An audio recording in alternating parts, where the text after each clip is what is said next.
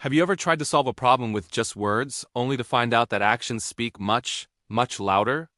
Today, we're diving into a classic fable that explores this very idea, a story that's as relevant now as it was centuries ago. It's called The Farmer and the Cranes, and it holds a powerful lesson about the difference between threats and real consequences. Imagine this: a farmer, after a long day of hard work, plowing his vast field under the hot sun. He carefully sows his seeds, dreaming of a bountiful harvest. But high above, a group of cranes is watching his every move. To them, this isn't a farmer's livelihood. It's a buffet laid out just for them. The moment the farmer turns his back and heads home, the cranes descend upon the field. They start feasting on the freshly sown seeds, their sharp beaks picking the grains from the rich soil. For them, it's a party. For the farmer, it's a disaster in the making. Now, this farmer wasn't new to this game.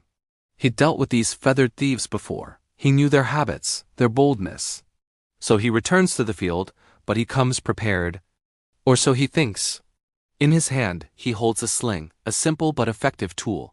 However, he doesn't load it with stones. His plan is to scare them off, not to harm them.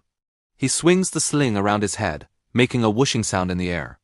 He shouts at the top of his lungs, "Get out of my field, shoo, go on, get." And at first, it works like a charm. The cranes, startled by the sudden noise and movement, take to the sky in a flurry of feathers and panicked cries. They circle high above, watching the farmer from a safe distance. The farmer probably smiles to himself, thinking, that was easy. He believes his bluff has won the day. But the cranes are smarter than he gives them credit for. They're observant. After a few rounds of this, they start to notice something peculiar.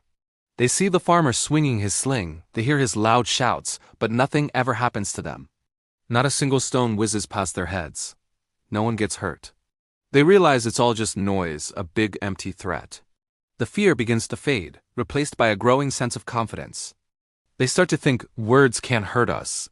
This guy is all talk. So what do? They ignore him. They fly back down to the field and continue their feast, right in front of him. They've called his bluff. The farmer is stunned. His clever trick has failed. The cranes are no longer afraid of his empty gestures.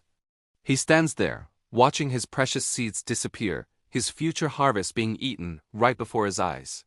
He realizes that if he wants to save anything at all, he can't rely on bluffs anymore. The time for warnings is over. It's time for action. This is the turning point in our story. The farmer understands that sometimes, to protect what's yours, you have to do more than just make noise. You have to show that your warnings have weight. So with a heavy heart but a determined mind, the farmer changes his strategy. He reaches into a pouch, but this time he pulls out small, hard stones. He carefully loads one into his sling. He takes aim, not with anger, but with a sense of necessity. He swings the sling, and this time the result is tragically different. A stone flies through the air and strikes one of the cranes. Then another, several of the birds fall. The effect is immediate and absolute. The party is over. The remaining cranes, seeing their companions fall, are seized by a real, tangible terror. This isn't just a loud noise anymore. This is a real danger. This is a consequence. They don't wait for a second warning. They don't test the farmer's resolve again. In a chaotic, desperate rush, they abandon the field and fly far away. And from that day forward, they never returned.